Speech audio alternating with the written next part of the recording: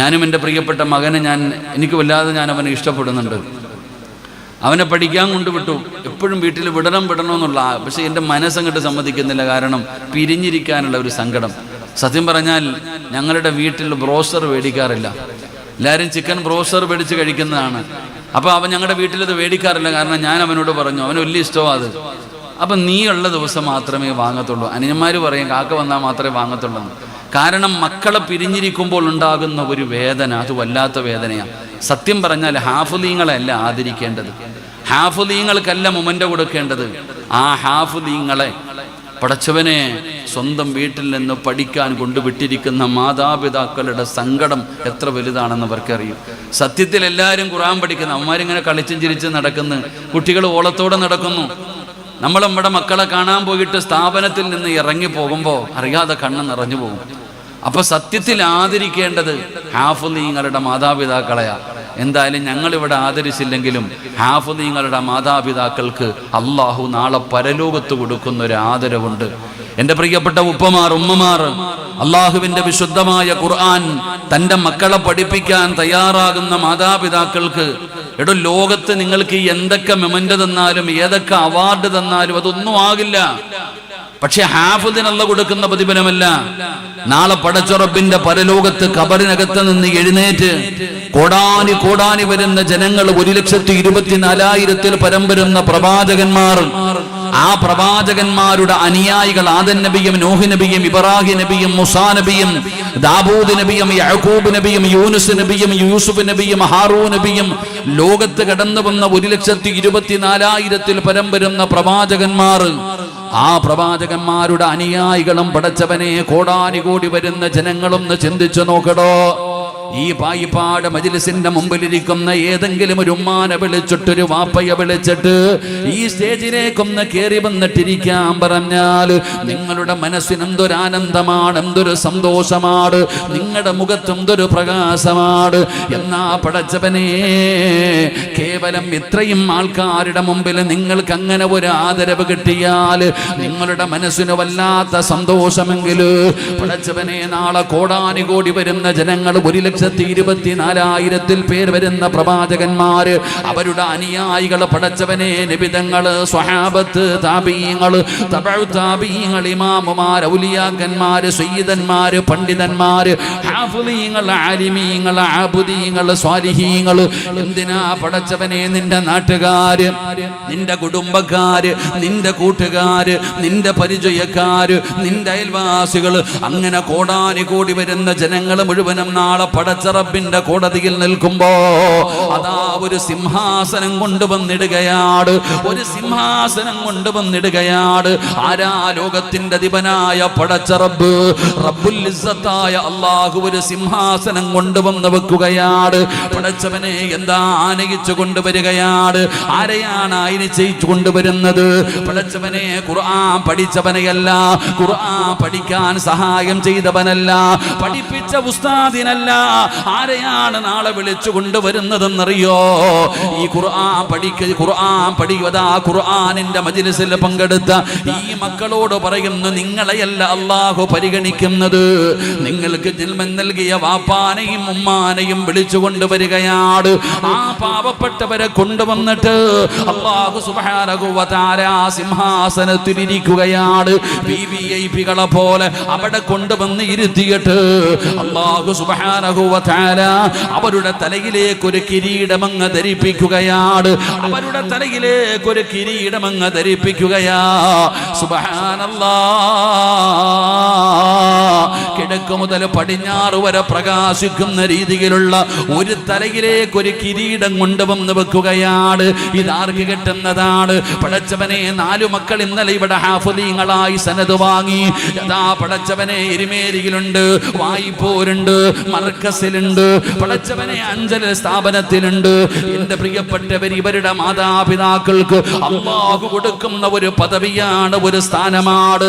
കൊണ്ടുവന്ന് തലയിലേക്ക് ഇങ്ങനെ ധരിപ്പിക്കുകയാണ്. പഠിപ്പിക്കുകയാണ്. ഇത് ഹാഫിളിന്റെ മാതാപിതാക്കൾക്ക് കിട്ടുന്ന പ്രതിഫലമാണ്. അതുകൊണ്ട് എന്റെ പ്രിയപ്പെട്ടവരോട് പറയുകയാ, ഹാഫിളീങ്ങളെ ബഹുമാനിക്കടോ, ഹാഫിളീങ്ങളെ സ്നേഹിക്കടോ. എന്ത് സഹായം വേണമെങ്കിലും ചെയ്തു കൊടുക്കൂ. അവനെ എടാ എന്ന് പോലും വിളിക്കരുത്.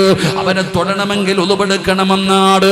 അതുകൊണ്ട് ഹാഫിളീങ്ങളായ മക്കളോട് പറയുകയാ, നിങ്ങൾ ആരാണെന്നറിയോ? എന്റെ പ്രിയപ്പെട്ട മക്കളെ, സ്വന്തം വില മനസ്സിലാകണം. സ്വന്തം വില അവനവനൊരു സ്റ്റാൻഡേർഡ് ഉണ്ടല്ലോ. എന്റെ പ്രിയപ്പെട്ട മക്കളോട് പറയുന്നു, നിങ്ങൾക്ക് നിങ്ങളുടെ വില മനസ്സിലാകണം. നിങ്ങൾ ആരെന്നറിയോ? നിങ്ങൾ ആരെന്നറിയോ? അല്ലാഹുവിന്റെ മലക്കുകളെ ചിറക് താട്ടി ബഹുമാനിക്കുന്ന ഒരു വിഭാഗമാ നിങ്ങൾ. വിവിഐപികളാണ്. കണ്ട കുട്ടികളുടെ കൂടെ ചാടിക്കളിച്ചു നടക്കേണ്ടവരല്ല. മറ്റുള്ള കുട്ടികൾ ചെയ്യുന്നത് പോലെ ചെയ്യേണ്ടവരല്ല.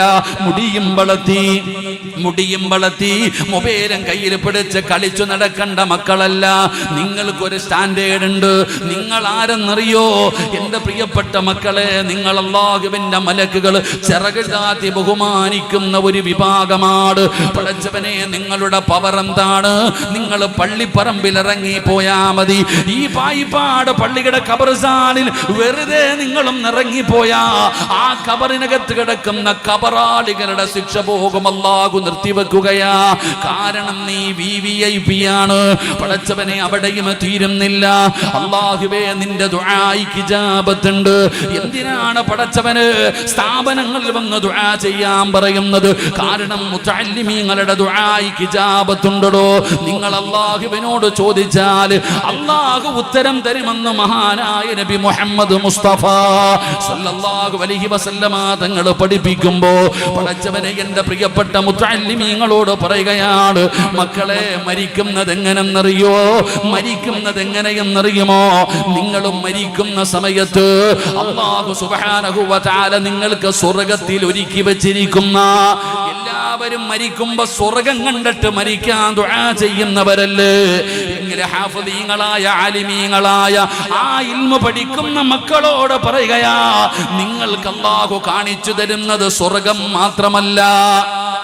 സ്വർഗം മാത്രമല്ല അല്ലാഹു കാണിച്ചു തരുന്നത്, ആ സ്വർഗത്തിൽ നീ ഇരിക്കേണ്ട ഇരിപ്പിടം അല്ലാഹു കാണിച്ചു തരികയാ. നീ മരിക്കുന്നത് സ്വർഗത്തിൽ നിന്റെ ഇരിപ്പിടം കണ്ടിട്ടാണ്. പടച്ചവരെ, ഈമാനുള്ള മരണമാ, ഈമാനുള്ള മരണമാണ്. എന്റെ പ്രിയപ്പെട്ട മുതഅല്ലിമീങ്ങള്, അല്ലാഹു നിങ്ങൾക്ക് തരുന്ന പ്രതിഫലം, പടച്ചവനെ, നിങ്ങളുടെ ജനാസ നിങ്ങൾ മരിക്കുമ്പോ സ്വർഗം കണ്ടിട്ടാണ്, സ്വർഗത്തിലെ ഇരിപ്പിടം കണ്ടിട്ടാ മരിക്കുന്നത്. ഈമാനുള്ള മരണമാണ് അല്ലാഹു തരുന്നത്. നിങ്ങളുടെ ജനാസ പോലും ചുമക്കുന്നത് ആരാണെന്നറിയോ? എന്റെ പ്രിയപ്പെട്ട ഉമ്മമാരെ, അല്ലാഹു തന്ന മക്കളെ പരിശുദ്ധമായ ഖുർആൻ പഠിപ്പിക്കാൻ തയ്യാറാകുന്ന ഉമ്മയും ഉപ്പയും അറിയേണ്ട ഒരു സത്യമുണ്ട്. നിന്റെ മകനാരാ? വിവിഐപിയാണ്. നിന്റെ മകനാരാ? വിവിഐപിയാണ്. നിന്റെ പൊന്നാര മകൻ മരണപ്പെട്ടു പോയാ അവന്റെ ജനാസ ചുമക്കേണ്ടതാരാണെന്നറിയോ? അവന്റെ ജനാസ ചുമക്കാൻ വിവിഐപികൾ കടന്നു വരികയാണ്. ഒരു വിവിഐപി മരിച്ച വിവിഐപികൾ മരണപ്പെട്ടാൽ കാണാൻ ആള് വരുമല്ലോ. എന്റെ പ്രിയപ്പെട്ട പെങ്ങളെ, നിന്റെ പൊന്നുമോനാരാ? അല്ലാഹുവിന്റെ ഏറ്റവും അടുത്ത ആളാ. വമൻ കാന യർജൂ ലിഖാ അല്ലാഹ് ഫൽയുക്രിം അഹ്ലല്ലാഹ്. അല്ലാഹുവിന്റെ അഹ്ലുകാര്, അല്ലാഹുവിന് കുടുംബക്കാരുണ്ടെന്നല്ല, അതുപോലെ വല്ലാത്ത ബന്ധമുള്ള ഒരു വിഭാഗമുണ്ട്. ആരാണ് നബിയേ? ആരാണ് നബിയേ? അഹ്ലുൽ ഖുർആൻ ഖാസുല്ലാഹ്. അവർ അല്ലാഹുവിന്റെ ഏറ്റവും അടുത്തവരാണ്. ഹജ്ജ് ചെയ്തവനെ കുറിച്ചല്ല, ഉംറ ചെയ്തവനെ കുറിച്ചല്ല, പള്ളി കെട്ടിക്കൊടുത്തവനെ കുറിച്ചല്ല, പാതിരാത്രി മുഴുവനും നിസ്കരിക്കുന്നവനെ കുറിച്ചല്ല, റമദാനിൽ നോമ്പ് പിടിക്കുന്നവനെ കുറിച്ചല്ല. അല്ലാഹുവിന്റെ വിശുദ്ധമായ ഖുർആൻ പഠിക്കുകയും പഠിപ്പിക്കുകയും സ്നേഹിക്കുകയും ബഹുമാനിക്കുകയും ആദരിക്കുകയും ചെയ്യുന്നവൻ അല്ലാഹുവിന്റെ ഏറ്റവും അടുത്തവനാണ്. അല്ലാഹുവേ, പടച്ചറ റബ്ബ് തരുന്ന പ്രതിഫലം എന്തെന്നറിയോ? വായ്പാട് ഒരുപാട് മക്കളുണ്ടല്ലോ, ഹാഫിളീങ്ങളായ മക്കളുണ്ടല്ലോ, ഒരു ദിവസം പള്ളിയുടെ മിനാരത്തിൽ വിളിച്ചു പറയും ഇന്നാ ലില്ലാഹി വ ഇന്നാ ഇലൈഹി റാജിഊൻ. നീ മരിച്ചുപോയെന്ന് വിളിച്ചു പറയുമ്പോ എല്ലാവരും കാണാൻ വരികയാണ്. അന്നാർക്കും പരാതിയില്ല, നേരിട്ട് വന്ന് പറഞ്ഞില്ല, വീട്ടിൽ വന്ന് പറഞ്ഞില്ല, ഫോൺ വിളിച്ചു പറഞ്ഞു എന്ന് പറഞ്ഞില്ല. പടച്ചവനെ, നീ മരണപ്പെട്ടാൽ എല്ലാവരും കാണാൻ വരികയാണ്. അങ്ങനെ എല്ലാവരും വീട്ടിലേക്ക് കടന്നു വന്നു. വീടിന് മുമ്പിൽ ടാർപ്പ കെട്ടി, കസേര നിരത്തി, വീടിന്റെ പരിസരത്ത് ചൂടുവെള്ളം തയ്യാറാക്കി. അവസാനം നിന്റെ ജനാസ കുളിപ്പിക്കാൻ എടുത്തു വെച്ചു. വസ്ത്രങ്ങൾ മുഴുവനും അടിച്ചു മാറ്റി, നജസ്സുകൾ മുഴുവനും ഒഴിവാക്കി, നഖത്തിനടിയിൽ അഴുക്കുകൾ എടുത്തു കളഞ്ഞു. അവസാനം നല്ലതുപോലെ ചെറിയ ചൂടുള്ള വെള്ളത്തിന്റെ അകത്ത് കുളിപ്പിച്ചു. പടച്ചവനെ, അതാ സുഗന്ധമിട്ട വെള്ളം ഒഴിച്ചു, നല്ലതുപോലെ തുടച്ചു വൃത്തിയാക്കി. അവസാനം നിന്നെ വെള്ള തുണിയിൽ പൊതിയുകയാണ്. അല്ലാ, എല്ലാരും ഒന്ന് മാറി നിൽക്കണേ, എല്ലാരും ഒന്ന് മാറി നിൽക്കണേ. എല്ലാവരും തിരക്ക് കൂട്ടിയവര് മുഴുവനും മാറി നിൽക്കുകയാണ്. നിന്റെ പൊന്നുമോനെ എടുത്തുകൊണ്ട് വന്ന് 3 കഷ്ടം തുണിയുടെ മുകളിൽ കൊണ്ടുവന്നു മലർത്തി കിടത്തുകയാ. എല്ലാരും വല്ലാത്ത തിരക്കാട്. അപ്പോഴാണ് തലയുടെ ഭാഗത്തിരിക്കുന്ന ഒരു മനുഷ്യൻ ചോദിക്കുകയാ, പഞ്ഞി എവിടെ? ആ സുഗന്ധം തേച്ച പഞ്ഞി എവിടെ? എന്തിനാ പഞ്ഞി തിരക്കുന്നതെന്നറിയോ? നിനക്കുള്ള ദ്വാരം പഞ്ഞി കൊണ്ടടയ്ക്കുന്നേ, കാണേണ്ടവർ കണ്ടോ ഇതാ പൊതിയുന്നേ, കാണേണ്ടവരൊക്കെ കണ്ടോ, കാണേണ്ടവരൊക്കെ കണ്ടോ, ഇതാ പൊതിയാൻ പോകുകയാ, പൊതിയാൻ പോകുകയാ. എന്റെ പ്രിയപ്പെട്ടവരെ, ജനാസ പൊതിഞ്ഞു കഴിഞ്ഞു. പള്ളിയിൽ നിന്ന് മയ്യത്ത് കട്ടിൽ കൊണ്ടുവച്ചു, ദുആയുമെല്ലാം കഴിഞ്ഞു. ഇനി 6 പേര് ചുമക്കാൻ പോകുകയാണ്. ഈ ഖുർആൻ പഠിക്കുന്ന, ജുബ്ബയും തൊപ്പിയും ധരിച്ച് നടക്കുന്ന മക്കള്, നിന്റെ ജനാസ ചുമക്കാൻ ആരാടാ കടന്നു വരുന്നത്? നിസ്കരിക്കാത്തവനാണോ ചുമക്കേണ്ടത്? ഖുർആന് എടാ മലയാ ഖുർആൻ പോലും നേരെ ഓതാൻ അറിയാത്തവനാണോ? പടച്ചവനെ, കള്ളും കുടിച്ച് വ്യഭിചരിച്ചു നടക്കുന്നവനാണോ? ആരാ നിന്റെ ജനാസ ചുമക്കേണ്ടത്? നീ VVIP ആണ്, നീ സാധാരണ ഒരാളല്ല. VVIPയുടെ ജനാസ ചുമക്കാൻ VVIPകൾ ഇറങ്ങി വരികയാണ്. ആരാ വരുന്നതെന്നറിയോ? പടച്ചവനെ, നമ്മുടെ നാട്ടിൽ MLAയോ MPയോ മന്ത്രിമാരോ മരിച്ചാൽ ആദരവ് കൊടുക്കുമല്ലോ. പതാ പോലീസുകാര് കടന്നു വരുന്നു, ആകാശത്തേക്ക് വെടിവെക്കുന്നു, ആദരവ് കൊടുക്കുകയാണ്. എന്നാ നീ മരിച്ചാ പടച്ചവനെ ആരാ വരുന്നതെന്നറിയോ? അള്ളാഹുവിന്റെ സൈന്യം ഇറങ്ങി വരികയാണ്. 70,000-ഓളം വരുന്ന മലക്കുകൾ നിന്റെ വീട്ടിലേക്ക് കടന്നു വരികയാണ്. നിന്റെ ജനാസ ചുമക്കാൻ, നിന്റെ ജനാസ ചുമക്കാൻ. ഉമ്മമാരെ, നിന്റെ പൊന്നാര മകന്റെ ജനാസ ചുമക്കുന്നവര് പറയുന്നു ഭാരമില്ല. നിന്റെ പൊന്നുമോന്റെ ജനാസ ചുമക്കുന്നവര് പറയുന്നു ഈ മയ്യത്തിനു ഭാരമില്ല. ചോദിച്ചു, ഞാൻ പിടിക്കട്ടെ? വേണ്ട വേണ്ട, എത്ര വേണമെങ്കിലും ചുമക്കാൻ അവർക്ക് വല്ലാത്ത ആരോഗ്യമാണ്. കാരണം മലക്കുകളാണ് ചുമക്കുന്നത്. പടച്ചവനെ, സഅദ് റളിയല്ലാഹു തആല അൻഹു ആ സ്വഹാബിയുടെ ജനാസ ചുമന്നതും മലക്കുകളാണ്. നബി തങ്ങൾ തള്ളവിരൽ കുത്തികെട്ടാണ് നടക്കുന്നത്. യാ റസൂലല്ലാഹ്, എന്തേ നബിയേ തള്ളവിരൽ കുത്തികെട്ട് നടക്കുന്നത് എന്തേ നബിയേ? സ്വഹാബാ, മലക്കുകൾ വന്നത് കാരണം എനിക്ക് നടക്കാൻ സ്ഥലമില്ല സഹാബാ. ഈ മക്കളുടെ ജനാസ ചുമക്കാൻ മലക്കുകൾ വരികയാണ്. കൊണ്ടുപോയി പള്ളിയിൽ കൊണ്ടുപോയി നിസ്കരിച്ചു. 6 അടി മണ്ണിനകത്ത് ഇറക്കി വെച്ചു. പെങ്ങളെ, മക്കളോട് വന്ന് എന്തുകൊണ്ട് നിസ്കരിച്ചില്ലടാ, എന്തുകൊണ്ട് നോമ്പ് പിടിച്ചില്ലടാ? പടച്ചവനെ, ഖബറിലെ ചോദ്യം അല്ലാഹു എളുപ്പമാക്കി കൊടുക്കുകയാണ്. പടച്ചറബ്ബേ, എത്ര കൊല്ലം കഴിഞ്ഞാലും നിന്റെ മകന്റെ ശരീരത്തിൽ പുഴുക്കൾ തൊടൂല, മണ്ണ് തൊടൂല. 3 കഴിഞ്ഞാൽ 7 കഴിഞ്ഞാ 11 കഴിഞ്ഞാ വയറ് പൊട്ടുകയാ, കണ്ണൊലിച്ചിറങ്ങുകയാണ്. എന്നാ ഖുർആൻ പഠിച്ച ഒരു മകനെ മണ്ണ് തിന്നാറില്ല, പുഴുക്കൾ തൊടാറില്ല. കാരണം അവൻ ഹാഫിളാണ്, ഹൃദയത്തിൽ ഖുർആൻ ചുമക്കുന്നവനാണ്. അവൻ നാളെ ഖബറിനകത്ത് നിന്ന് എഴുന്നേറ്റ് വരുമ്പോ പെങ്ങളെ നിന്റെ പൊന്നുമോനോട് അല്ലാഹു പറയുകയാണ്, അവനോട് പറയും ആ കാണുന്നതാ സ്വർഗം, വയദ്ഖുലൂനൽ ജന്ന ബിഗൈരി ഹിസാബ്, വിചാരണയില്ലാതെ വെക്കോ, നിനക്കിന്ന് വിചാരണയില്ല. ഖുർആനല്ലേ നിന്റെ കൂടെയുള്ളത്. അല്ലാഹുവിന്റെ മുമ്പിൽ ഖുർആൻ വന്നിട്ട് പറയുകയാ, പടച്ചവനെ ഇവനെ നീ സ്വർഗം കൊടുക്കണേ അല്ലാ. എന്റെ പെങ്ങളെ നിന്റെ പൊന്നുമോര് അല്ലാഹുവേ ഹിസാബില്ലാതെ സ്വർഗത്തിലേക്ക് കടന്നു പോകുമ്പോ അല്ലാഹു അവനോട് പറയുമത്രേ, ഒറ്റയ്ക്ക് പോകല്ലേടാ, ഒറ്റയ്ക്ക് പോകല്ലേ, പോകുന്ന സമയത്ത് 40 പേരെ കൂടെ കൊണ്ടുപോക്കോ. അല്ലാഹുവിന്റെ വിശുദ്ധമായ ഖുർആൻ, ആ ഖുർആൻ ഹൃദയത്തിൽ ചുമക്കുന്നവനോട് അല്ലാഹു പറയുകയാ, ഒറ്റയ്ക്ക് പോകണ്ട. പഠിക്കുന്ന കാലത്ത് നിനക്ക് ഭക്ഷണം തന്നവരില്ലേ, വസ്ത്രം വാങ്ങി തന്നവരില്ലേ, ബിൽഡിംഗ് കെട്ടിത്തന്നവരില്ലേ, സൗകര്യം ചെയ്തു തന്നവരില്ലേ. മക്കളെ പോകുമ്പോ അവരെ കൂടെ കൊണ്ടുപോകടാ. 40 പേരെ ശഫാഅത്ത് ചെയ്യാനുള്ള അവസരം അല്ലാഹു കൊടുക്കുകയാ. അവന് സ്വർഗത്തിന്റെ മുന്നിലെത്തുമ്പോ റിദ്വാൻ എന്ന് പറയുന്ന മലക്ക് പറയുന്നു, ഓതടാ.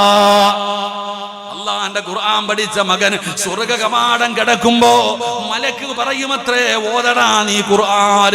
അവൻ ഓരോ ആയത്തോടുമ്പോഴും ഓരോ പദവിയാണ്, ഓരോ ആയത്തോടുമ്പോഴും ഓരോ പദവിയാണ്. എവിടെയാണോ ഓതി തീർക്കുന്നത്, മക്കളെ മറക്കല്ലേടാ.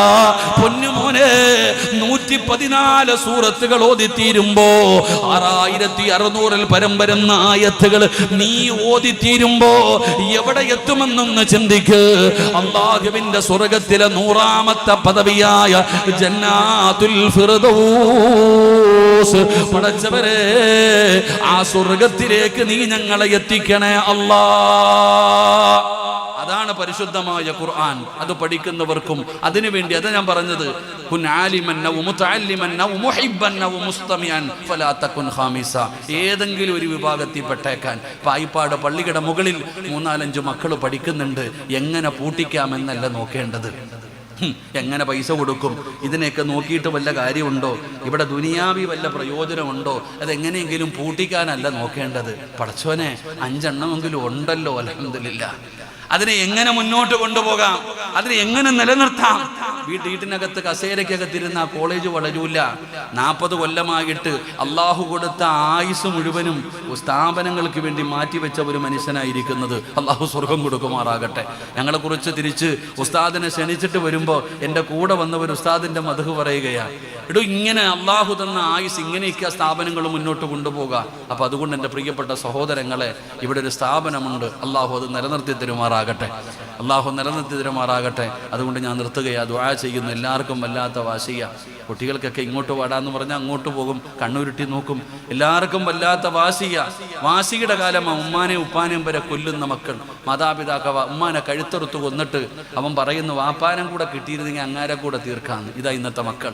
എന്തെങ്കിലും പറഞ്ഞു കഴിഞ്ഞാൽ ദേഷ്യമാകുന്നു, ചാവാൻ നോക്കുന്നു, ഭീഷണിപ്പെടുത്തുന്നു. അള്ളാഹു നമ്മുടെ മക്കളെയൊക്കെ നന്നാക്കി തരുമാറാകട്ടെ. അതുകൊണ്ട് എൻ്റെ പ്രിയപ്പെട്ട സഹോദരങ്ങളോട് സഹോദരിമാരോട് വാശിയും വൈരാഗ്യമൊക്കെ വേണം. വാശിയും വൈരാഗ്യമൊക്കെ അതൊക്കെ നമ്മുടെ സ്വഭാവത്തിൽപ്പെട്ടതാണ്. വാശിയൊക്കെ വേണം. വേണ്ട കാര്യങ്ങൾക്ക് വാശി കാണിക്കുക. ഞാൻ നിർത്തുകയാണ്. വാശി കാണിക്കേണ്ട വിഷയത്തിൽ വാശി കാണിക്കണം. ആവശ്യമില്ലാത്തതിൽ കാണിച്ചിട്ട് കാര്യമില്ല. അള്ളാഹു നമുക്ക് ഈമാൻ തരുമാറാകട്ടെ. വാശി കാണിക്കേണ്ടത് എന്ത് കാര്യത്തിനാ? അന്തല്ലദീ വലദതു ഉമ്മുക ബഖിയ വന്നാസു ഹൗലക യൽഹഖൂന സുറൂറ വജ്ഹദ് ലിനഫ്സിക അൻ തകൂന ഇദാ ബഖൗ ഫീ ഹാലി മൗതിക ലാഹികം മസ്റൂറ. ഈ 4 വരി പദ്യം പറഞ്ഞുകൊണ്ട് ഞാൻ നിർത്തുകയാണ്. എൻ്റെ പ്രിയപ്പെട്ട എല്ലാവരോടും ഞാൻ പറയുന്നു, വാശി കാണിക്കണം. ആരോടാ വാശി കാണിക്കേണ്ടത്? എൻ്റെ പ്രിയപ്പെട്ട സഹോദരങ്ങളെ, നമ്മുടെ ഉമ്മ എപ്പോഴും ഉമ്മ പറയുന്നൊരു ഡയലോഗാണ്, മരണത്തിൻ്റെ വേദനയും സഹിച്ചാണ് നിന്നെ ഞാൻ പ്രസവിച്ചതെന്ന്. അള്ളാഹു നമ്മുടെ ഉമ്മയ്ക്ക് സ്വർഗം കൊടുക്കുമാറാകട്ടെ. ആമീൻ പറ. അള്ളാഹു സിറാജിൻ്റെ ഉമ്മയ്ക്കല്ല, നമ്മുടെ എല്ലാ ഉമ്മമാർക്കും അള്ളാഹു സ്വർഗം കൊടുക്കുമാറാകട്ടെ. ഒരു നല്ല ആമീൻ പറ. എത്ര ആമീൻ പറഞ്ഞാലും ഉമ്മായ്ക്ക് പറ്റൂല. എത്ര ആമീൻ പറഞ്ഞാലും ഉമ്മായ്ക്ക് പകരമാകൂല. സ്വന്തം ഉമ്മാനെ നാട്ടിൽ നിന്ന് ചുമന്നുകൊണ്ടുവന്ന് പരിശുദ്ധമായ കഅബാലയത്തിൽ വന്നിട്ട് ഉമ്മാനെ ചുമന്നുകൊണ്ട് തവാഫ് ചെയ്യുന്ന ഒരു മകനെ കണ്ടു. ഉമ്മാനെ വീട്ടിൽ നിന്ന് ചുമന്നുകൊണ്ടുവന്ന് ഉമ്മയെയും പിടിച്ചുകൊണ്ട് തവാഫ് ചെയ്യുന്ന ഒരു മനുഷ്യനെ കണ്ടപ്പോൾ വല്ലാത്ത സങ്കടം. പടച്ചവനെ, എൻ്റെ ഉമ്മാനെ ഞാൻ ഇങ്ങനെയാ നോക്കുന്നേ, ഇങ്ങനെയൊക്കെ ചെയ്യുന്നതിന് എനിക്ക് വലിയ പ്രതിഫലം കിട്ടുമല്ലോ, എൻ്റെ ഉമ്മയോടുള്ള കടപ്പാടുകളൊക്കെ തീരുമല്ലോ എന്ന് ചോദിച്ചപ്പോൾ മഹാനായ അനസ് തങ്ങൾ പറഞ്ഞ മറുപടി, നിൻ്റെ ഉമ്മ ഒരു രാത്രി സഹിച്ചതിന് പകരമാവില്ല നീ ഇത് ചെയ്ത. നമ്മുടെ ഉമ്മ അള്ളാഹു സ്വർഗം കൊടുക്കുമാറാകട്ടെ. അപ്പോൾ ഉമ്മ എപ്പോഴും പറയും പ്രസവത്തിന് വല്ലാത്ത വേദനയാണെന്ന്. വായ്പാടുള്ള പെണ്ണുങ്ങളും പറയുന്നത് പ്രസവത്തിന് വലിയ വേദനയുണ്ടെന്നാണ്. വേദനയുണ്ടോ അക്കാമാരെ? അസിയണ്ണൻ്റെ അക്കാക്ക ഇരുന്ന് ചിരിക്കുന്നുണ്ട്. ഇവിടെ നിങ്ങൾ പറ, പ്രസവത്തിന് വേദനയുണ്ടോ?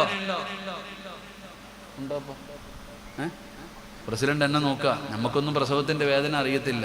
പെണ്ണുങ്ങൾ പറയുന്നത് വല്ലാത്ത വേദനയാണ്. പണ്ടുള്ള പെണ്ണുങ്ങൾക്ക് പ്രസവം എന്ന് പറഞ്ഞാൽ ഒരു ഹരവായിരുന്നു. ഇങ്ങനെ പ്രസവിക്കുന്ന എത്രയോ പേരുണ്ട്. ഞങ്ങളുടെ അമ്മ തന്നെ 9-10 പ്രസവിച്ചിട്ടുണ്ട്. അള്ളാഹു സ്വർഗം കൊടുക്കുമാറാകട്ടെ. അത് പ്രസവം എന്ന് പറയുന്ന അതിൻ്റെ പേര് തന്നെ സുഖപ്രസവമെന്നാ. സുഖപ്രസവമെന്നാ അതിൻ്റെ പേര് തന്നെ പറയുന്നത്. പ്രസവത്തിന് വേദനയില്ല, വേദനയൊക്കെ ഉണ്ട്. അള്ളാഹു നിങ്ങൾക്ക് പ്രതിഫലം തരുമാറാകട്ടെ. പക്ഷെ മരണത്തിൻ്റെ വേദനയില്ല എന്നാണ് ഞാൻ പറയുന്നത്. കാരണം നിങ്ങൾ പ്രസവിക്കുന്ന സമയം ഒരു ഡോക്ടറും 2-3 നേഴ്സുമാരുമാണ് നിങ്ങളുടെ കയ്യും കാലും പിടിച്ചേ. അത്ര പേരെ നിങ്ങളുടെ കയ്യും കാലും പിടിച്ചു വെച്ചിട്ടുള്ളൂ. പക്ഷെ നമ്മൾ മരിക്കുന്ന സമയത്ത് നമ്മുടെ റൂഹ് പിടിക്കുന്ന മലക്കിൻ്റെ എണ്ണം 70 മുതൽ 70,000 വരെയാണ്. ഒരു കോഴി അറുത്തിട്ട അള്ളാ കാലിട്ടടിക്കും, ചിറകിട്ടടിക്കും, തലകിട്ടടിക്കും, തുള്ളി ചാടിയിട്ട ഒരു കോഴി ചാകുന്നേ, മരണത്തിൻ്റെ വേദന സഹിക്കാൻ പറ്റാതെ. നിന്റെ മച്ച അടുത്ത് കിടന്ന് മരിച്ചിട്ട് നീ അറിഞ്ഞോ ആമിനാത്ത? രാവിലെ വിളിച്ചപ്പോൾ അനങ്ങുന്നില്ല, അറ്റാക്ക് വന്നിട്ടാ മരിച്ചേന്ന്. സ്വന്തം ഭർത്താവ് ഒരു പുതപ്പിന്റെ സൈഡിൽ കിടന്ന് മരിച്ചിട്ട് നീ അറിഞ്ഞിട്ടില്ല, കാലിട്ടടിച്ചില്ല, കഴുത്തിട്ടടിച്ചില്ല, തുള്ളിച്ചാടിയില്ല, നീ അറിഞ്ഞതുപോലുമില്ല. എന്തേ? അവർക്ക് മരണവേദന ഇല്ലാഞ്ഞിട്ടാണോ? മരണത്തിൻ്റെ വേദന അവർക്കുണ്ട്. പക്ഷേ അവർക്കൊന്നിനും കഴിയില്ല. കയ്യും കാലും പിടിച്ചു വെക്കാൻ വരുന്ന മലക്കിൻ്റെ എണ്ണമാണ് 70,000. അപ്പം നിങ്ങൾ പറ, 4 പേര് പിടിച്ചതാണോ 70,000 പേര് പിടിച്ചതാണോ വേദന? എൻ്റെ പ്രിയപ്പെട്ട സഹോദരിമാരെ, എങ്കിലും വേദനയുണ്ട്. അള്ളാഹു പ്രതിഫലം നൽകുമാറാകട്ടെ. പക്ഷെ എത്ര വേദന സഹിച്ച ഉമ്മ ആണെങ്കിലും ആ നേഴ്സ് ഇങ്ങനെ കൊണ്ടുവന്നിട്ട് കാണിച്ചു തന്നു, മോനാ കേട്ടോ, ഇത് നിങ്ങളുടെ മോനാ, മോളാ കേട്ടോ. ഇങ്ങനെ കാണിച്ചപ്പോൾ ഒരു ചിരി ഉണ്ടായിരുന്നു എല്ലാത്തിൻ്റെ മുഖത്തിലും. നമ്മളെല്ലാവരും ആ കുഞ്ഞിനെ കണ്ടപ്പോൾ ഒരു വല്ലാത്ത ചിരി. പടച്ചവനെ, സിസേറിയൻ നടക്കുന്ന ആ ഓപ്പറേഷൻ തിയേറ്ററിന്റെ മുമ്പിൽ കസേരയുണ്ട്, വാപ്പ ഇരിക്കണില്ല, അങ്ങോട്ടും ഇങ്ങോട്ടും നടക്കുക. ഡോക്ടർ വന്നിട്ട് പറഞ്ഞു, ഇത്തിരി ബുദ്ധിമുട്ടുണ്ട് കേട്ടോ, ഇടയ്ക്കിടയ്ക്ക് പോയി വാതിലിൽ തട്ടുന്നുണ്ട്, ആയോ ആയോ ആയോ എന്ന്. പ്രസവം കഴിഞ്ഞോ, വാപ്പായ്ക്ക് ഇരിപ്പുറക്കുന്നില്ല, അങ്ങോട്ടും ഇങ്ങോട്ടും ഇങ്ങനെ നടക്കുന്നുണ്ട്, ഇടയ്ക്ക് ഇങ്ങനെ കണ്ണ് നിറയുന്നുണ്ട്, അല്ലാ ദിക്റും ദുആക്കെ പറയുന്നുണ്ട്. അപ്പോഴിങ്ങനെ ഇരിക്കുമ്പോഴാ നേഴ്സ് ഇങ്ങനെ വാതിൽ തുറന്നിട്ട് പറയുന്നു, മകനാകട്ടോ ഒരു തുണിയിൽ പൊതിഞ്ഞിട്ട് ഇങ്ങനെ കാണിച്ചു തന്നു. ഓ സുബ്ഹാനല്ലാഹ്. ഓടി ചെന്നിട്ട് ഇങ്ങനെ നോക്കിയിട്ട്, എൻ്റെ പൊന്നുമോൻ എന്തൊരു ചിരി, എന്തൊരു കളി. എൻ്റെ പ്രിയപ്പെട്ട സഹോദരങ്ങളെ, എന്നാൽ ആ ഉമ്മ ചിരിക്കുന്ന സമയത്ത് നമ്മൾ കരയുകയാണ്. നമ്മുടെ വാപ്പ ചിരിക്കുമ്പോൾ നമ്മൾ കരയുക. നമ്മൾ നോക്കുന്ന നേഴ്സും ചിരിക്കുന്നു, ശൈത്താനും ചിരിക്കുന്നു, എല്ലാവരും ചിരിക്കുന്നു. കാണുന്നവര് മുഴുവനും നമ്മൾ കരയുമ്പോ നമ്മുടെ മുഖത്ത് നോക്കി ചിരിക്കുന്നടോ. എടോ, കരയുമ്പോ അങ്ങനെ മുഖത്ത് നോക്കി ചിരിക്കലല്ലോ വേണ്ടത്. അതുകൊണ്ട് കവി പറയുകയാ, നീ കരഞ്ഞ സമയത്ത് ഈ ചിരിച്ചവരോട് നീ പ്രതികാരം ചെയ്യും. അതാ ഞാനും പറയുന്നേ. നമ്മൾ കരഞ്ഞ സമയത്ത് നമ്മളുടെ മുഖത്ത് നോക്കി ചിരിച്ചവരോട് നീ പ്രതികാരം ചെയ്യും. ഉമ്മാന്റെ നട്ടൽ ചവിട്ടി ഒടിച്ചിട്ടല്ല പ്രതികാരം ചെയ്യേണ്ടത്. പാപ്പാനെ എല്ലാം പിടിച്ചു പറക്കി എഴുതി വാങ്ങിച്ചിട്ട് വൃദ്ധസദനത്തിൽ കൊണ്ടുപോയി വലിച്ചെറിഞ്ഞിട്ടല്ല പ്രതികാരം ചെയ്യേണ്ടത്. പിന്നെ പ്രതികാരം ചെയ്യേണ്ടത് എങ്ങനാ? കവി പറയുകയാ, വജ്ഹദ് ലിനഫ്സിക അൻ തകൂന ഇദാ ബഖൗ. കവി പറയാ, വജ്ഹദ് ലിനഫ്സിക അൻ തകൂന ഇദാ ബഖൗ ഫീ ഹാലി മൗതിക ലാഹികം മസ്റൂറാ.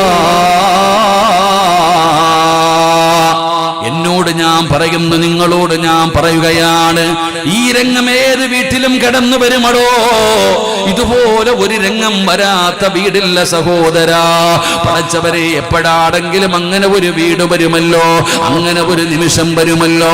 പടച്ചവനെ, നമ്മുടെ വീടിന്റെ അകത്ത് വെള്ള തുണികൾ ഇങ്ങനെ പുതച്ചിട്ടിരിക്കുകയാണ്. നമ്മുടെ ജനാസ ഇങ്ങനെ പുതച്ചിടുമ്പോ റബ്ബേ എന്തൊരു നിലവിളിയാണെന്നറിയോ. പടച്ചവരെ, നമ്മുടെ വീടുകളിൽ വല്ലാത്ത നിലവിളിയാണ്. പ്രായമായവർ മരിക്കുന്നത് പോലെയല്ല, പ്രായം കുറഞ്ഞവർ. കടച്ചവനെ, 2 ദിവസം മുമ്പ് മുമ്പാണ് ഈ പായിപ്പാട് ഒരു ചെറുപ്പക്കാരൻ മരണപ്പെട്ടു പോയത്. അവനെ കുറിച്ച് പറയുമ്പോ പടച്ചവനെ ചെറുപ്പക്കാരുടെ കണ്ണ് നിറയുകയാണ്. ഇരിക്കുന്ന ഓരോ ചെറുപ്പക്കാര് അവനെ കുറിച്ച് പറയുമ്പോ സങ്കടമാണ്. ഉസ്താദേ 10 വയസ്സിന്റെ താഴെ പ്രായമുള്ള 2 പിഞ്ചു മക്കളാ ഉസ്താദ്. അല്ലാഹുവേ നീ ക്ഷമ കൊടുക്കണേ പടച്ചവന്. ആ പൊന്നുമോന്റെ ഖബറിടം നീ സ്വർഗമാക്കണേ തമ്പുരാന്. എന്റെ പ്രിയപ്പെട്ടവരെ വല്ലാത്ത സങ്കടമാണ്.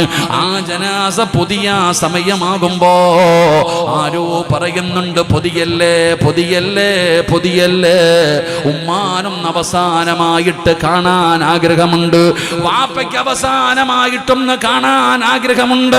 ആ വെള്ളത്തുണിക്കകത്ത് ഇങ്ങനെ പുതച്ച് കിടത്തുന്ന സമയം ഉമ്മ ചോദിക്കുന്നു, എന്റെ പൊന്നുമോനെ കൊണ്ടുപോകല്ലേ, എന്റെ പൊന്നുമോനെ കൊണ്ടുപോകല്ലേ, എനിക്കൊന്ന് അവസാനമായിട്ട് എന്റെ പൊന്നുമോനെയൊന്ന് കാണണം. വീടിന്റെ പരിസരത്ത് തളർന്നിരിക്കുന്ന അത്ത, പടച്ചവനെ നമ്മുടെ വാപ്പ തളർന്നിരിക്കുകയാണ്. കൂടപ്പിറപ്പ് സർവ്വതും തകർന്നതുപോലെ പ്രിയപ്പെട്ട ഭാര്യയുടെ ശബ്ദം പോലും പുറത്തു വരുന്നില്ല. എല്ലാരും കരഞ്ഞ് സങ്കടപ്പെട്ടിരിക്കുമ്പോ അതാ 2-3 പേരിങ്ങനെ താങ്ങിപ്പിടിച്ചു കൊണ്ടുവരികയാണ്. ഈ സദസ്സിലിരിക്കുന്ന ഓരോരുത്തരോടും പറയുകയാണ്, നിന്റെ ഉമ്മ വരികയാണ്, നിന്റെ വാപ്പ വരികയാണ്, നിന്റെ കൂടപ്പിറപ്പ് വരികയാണ്, നിന്റെ കൂട്ടുകാര് കടന്നു വരികയാണ്. അവസാനമായിട്ട് നിന്നെയൊന്നു കാണാൻ നിന്റെ ജനാസയുടെ ചാരത്തേക്ക് കടന്നു വരുന്ന രംഗമൊന്ന് ചിന്തിക്ക്. ഉമ്മ വല്ലാതെ കരയുകയാണ്. ശമവിട്ട ഉമ്മയും പൊന്നുമകനെ എന്നെ കൈവിട്ടു പോന്നോ കാണലം നാ പൊന്നേ. നെഞ്ചു പൊട്ടി കരഞ്ഞിട്ടാണ് ഉമ്മ കടന്നു വരുന്നത്, വാപ്പ കടന്നു വരുന്നത്, കൂടപ്പിറപ്പ് കടന്നു വരുന്നത്, ഭാര്യ സന്താനങ്ങൾ കടന്നു വരുന്നത്. എല്ലാവരും കരഞ്ഞുകൊണ്ട് നിന്റെ ചാരത്തേക്ക് കടന്നു വരികയാണ്. മുഖത്തിട്ടിരിക്കുന്ന വെള്ളത്തുണി ഉയർത്തുകയാണ്. ചിന്തിക്കടാ ചെറുപ്പക്കാരാ, പെങ്ങളെ ചിന്തിക്കു പൊന്നുമോള്. ആ മുഖത്തിട്ടിരിക്കുന്ന വെള്ളത്തുണി ഉയർത്തുമ്പോ പടച്ചവരെ എന്റെ പൊന്നാര മകന്റെ മുഖത്തെന്തു പ്രകാശമല്ല, എന്തൊരു ഗ്ലാമറല്ല. എന്റെ പൊന്നുമോന്റെ മുഖത്തെന്ത് പ്രകാശമാണ്. എന്റെ പൊന്നുമോന്റെ മുഖം ചുമന്നിരിക്കുന്നല്ലോ പടച്ചവരെ, അവന്റെ ചുണ്ടില് പുഞ്ചിരി കാണുന്നല്ലോ. അല്ലാഹുവേ നെഞ്ചു പൊട്ടികെട്ടുമ്മ കരയുകയാണ്, കൂടപ്പിറപ്പ് കരയുകയാണ്, കുടുംബക്കാര് കരയുകയാണ്. എല്ലാവരും കരയുമ്പോ ആ വെള്ള തുണിയുടെ അടിയിൽ കിടന്നിട്ട് ചോദിക്കണം, ഉമ്മ وجهد لنفسك أن تكون إذا بكوا في حال موتك ضاحكا مسرورا. ഞാൻ കരഞ്ഞപ്പോ നിങ്ങൾ എല്ലാവരും ചിരിച്ചവരല്ലേ, ഞാൻ കരഞ്ഞപ്പോ നിങ്ങളൊക്കെ ചിരിച്ചില്ലേ. ഇന്ന് നിങ്ങളൊക്കെ നെഞ്ചു പൊട്ടിയിട്ട് കരയുമ്പോ എന്റെ മുഖത്തേക്ക് നോക്കുവാപ്പാ, എന്റെ മുഖത്തേക്ക് നോക്കുമ്മാ. എന്തൊരു പ്രകാശമാ, എന്തൊരു സന്തോഷമാ. അതുകൊണ്ട് വഅദ കേൾക്കാമെന്നവരോട് പറയുകയാണ്, സഹോദരാ നീ മരിച്ചാ നിന്റെ മുഖം ജനങ്ങളും മറക്കരുത്, നിന്റെ മുഖം ജനങ്ങളും മറക്കരുത്. ഒരു നല്ല മരണത്തെ കുറിച്ച് പറഞ്ഞ എല്ലാവരുടെ മനസ്സിലേക്ക് നിന്റെ മുഖം കടന്നു വരണം. അല്ലാഹുവേ എല്ലാവരും കരയുമ്പോ നീ ഞങ്ങളെ ചിരിപ്പിക്കണേ അല്ലാ. ഈ ലോകത്ത് നിന്ന് യാത്ര പറയുമ്പോ ഈമാനുള്ള മരണം തരണേ അല്ലാ. ഈ ഒരുമിച്ച് കൂടിയത് അതിനൊരു സബബാക്കണേ അല്ലാ. അതിനുവേണ്ടി പരിശ്രമിക്ക്. അള്ളാഹു ഭാഗ്യം നൽകി അനുഗ്രഹിക്കുമാറാകട്ടെ. അതുകൊണ്ട് എൻ്റെ പ്രിയപ്പെട്ട സഹോദരങ്ങളെ, ഇൻഷാ അല്ലാ അടുത്ത വർഷവും അള്ളാഹു ആയുസ്സും ആരോഗ്യവും ഭാഗ്യവും തന്ന ഇൻഷാ അല്ലാ 5ാമത് ഹോളി ഖുർആൻ അവാർഡ് നടത്താൻ അള്ളാഹു ഭാഗ്യം നൽകി അനുഗ്രഹിക്കുമാറാകട്ടെ. എൻ്റെ പ്രിയപ്പെട്ട സഹോദരങ്ങളെ, ഒരുപാട് പേര് ഇന്നലെ ഇവിടുന്ന് നിങ്ങളുടെ കയ്യിലൊരു പേപ്പർ തന്നു വിട്ടു. നിങ്ങളെല്ലാവരും ആ കബറിനകത്ത് നിങ്ങളുടെ ആഗ്രഹങ്ങൾ മുഴുവനും എഴുതി ദുആ ചെയ്യണമെന്നുള്ള വസിയ്യത്തോടെ കൊണ്ട് ഏൽപ്പിച്ചിട്ടുണ്ട്. ഇൻഷാ അല്ലാ ഇത് മുഴുവനും വായിക്കാൻ സമയം സമയമില്ല, 11 മണിയായി. ഈ വിദ്യാർത്ഥികൾക്ക് നാളെ രാവിലെ ക്ലാസ്സുകൾ ഉള്ളതാണ്. അതുകൊണ്ട് ഇൻഷാ അല്ലാഹ് ഇത് നേരെ അള്ളാഹുവിൻ്റെ കയ്യിൽ ഏൽപ്പിക്കുന്നു. അള്ളാഹു സ്വീകരിക്കുമാറാകട്ടെ, അള്ളാഹു അർഹമായ പ്രതിഫലം നൽകി അനുഗ്രഹിക്കുമാറാകട്ടെ. എൻ്റെ പ്രിയപ്പെട്ട സഹോദരങ്ങളെ, ഒരുപാട് അനുമോദനങ്ങളും ഒരുപാട് മൊമെൻറ്റുകളൊക്കെ നൽകി അള്ളാഹു എല്ലാം കബൂലാക്കുമാറാകട്ടെ, അർഹമായ പ്രതിഫലം നൽകി അനുഗ്രഹിക്കുമാറാകട്ടെ. എൻ്റെ കയ്യിൽ ഇവിടുത്തെ കുറേ നിസാറൊക്കെ ഉൾപ്പെടെ കുറച്ച് സഹോദരങ്ങൾ എൻ്റെ കയ്യിൽ പായിപ്പാട് ടൗൺ ജനകീയ കൂട്ടായ്മ എൻ്റെ കയ്യിൽ കുറച്ച് പൈസ കൊണ്ട് തന്നിട്ടുണ്ട്. ഇൻഷാ അല്ലാഹ് ഇതിപ്പോൾ എന്ത് ചെയ്യണമെന്ന് എനിക്ക് തന്നെ അറിയില്ല. ഇതെൻ്റെ കയ്യിലായിരുന്നില്ല തരേണ്ടത്. ഇത് കൊണ്ടുവന്നിട്ട് ഇത് പാവങ്ങൾക്ക് കൊടുക്കാൻ വേണ്ടി എൻ്റെ കയ്യിൽ തന്നു. ഞാൻ തന്നെ ഒരു പാവപ്പെട്ടവനാണ്, എൻ്റെ അടുത്ത് കൊണ്ട് തന്നിട്ട് വല്ല കാര്യമുണ്ട്? ഞാൻ തന്നെ ഒരു പാവപ്പെട്ടവനാണ്. നബി സല്ലല്ലാഹു അലൈഹി വസല്ലമ തങ്ങളുടെ കാലഘട്ടത്തിൽ ഒരു സഹാബി നബി തങ്ങളുടെ അടുക്കൽ ചെന്നിട്ട് പറഞ്ഞു, നബിയെ, ഞാൻ നോമ്പ് പിടിച്ചുകൊണ്ടിരുന്നപ്പോൾ എൻ്റെ ഭാര്യയുമായിട്ട് ബന്ധപ്പെട്ടു പോയി, അതുകൊണ്ട് എന്താ ചെയ്യുക? അപ്പോൾ പറഞ്ഞു, നബിതങ്ങൾ പറഞ്ഞു, നീ ഇത്ര മാസം നോമ്പ് പിടിക്കണം. ആ ചങ്ങാതി പറഞ്ഞു, നബിയെ, എനിക്കതൊന്നും പറ്റൂല നബിയെ, ഇത്രയും മാസങ്ങൾ നോമ്പ് പിടിക്കാൻ എന്നെ കൊണ്ട് പറ്റൂല. അപ്പം നബിതങ്ങൾ പറഞ്ഞു, എന്നാ 60 മിസ്കീനുകൾക്ക് നീ ഭക്ഷണം കൊടുക്കണം. എൻ്റെ കയ്യിലൊന്നുമില്ല നബിയെ, എൻ്റെ കയ്യിലൊന്നുമില്ല, ഞാൻ എവിടുത്തെ കൊടുക്കാനാ? അപ്പം നബിതങ്ങൾ ചോദിച്ചു, ആരെങ്കിലും? അപ്പോൾ ഒരു സഹാബി പറഞ്ഞു, നബിയെ, ഞാൻ കൊടുക്കാം നബിയെ, ആ പൈസ ഞാൻ കൊടുക്കാം. അപ്പം നബിതങ്ങൾ ആ പാവപ്പെട്ട സഹാബിയോട് പറഞ്ഞു, നിന്റെ നാട്ടിലുള്ള ഒരു 60 മിസ്കീനുകളെ, പാവപ്പെട്ടവരെ നീ തന്നെ കണ്ടുപിടിക്കണം. നബിതങ്ങൾ ആ സഹാബിയോട് പറഞ്ഞു, നിന്റെ നാട്ടിലെ ഏറ്റവും പാവപ്പെട്ടവരെ നീ തന്നെ കണ്ടുപിടിക്കണം. ആ ചെറുപ്പക്കാരൻ നബിതങ്ങളുടെ മുഖത്ത് നോക്കിയിട്ട് ആ സഹാബി പറഞ്ഞു, നബിയെ, എൻ്റെ നാട്ടിൽ എന്നെക്കാളും വലിയ പാവപ്പെട്ട വേറെ ഒരാളും ഇല്ല നബിയെ. ആളേറെ എന്നെക്കാളും പാവപ്പെട്ട ഒരാൾ എൻ്റെ നാട്ടിലില്ല എന്ന് പറഞ്ഞാൽ ഇത് കിട്ടാൻ ഏറ്റവും അർഹം ഞാനാണെന്ന്.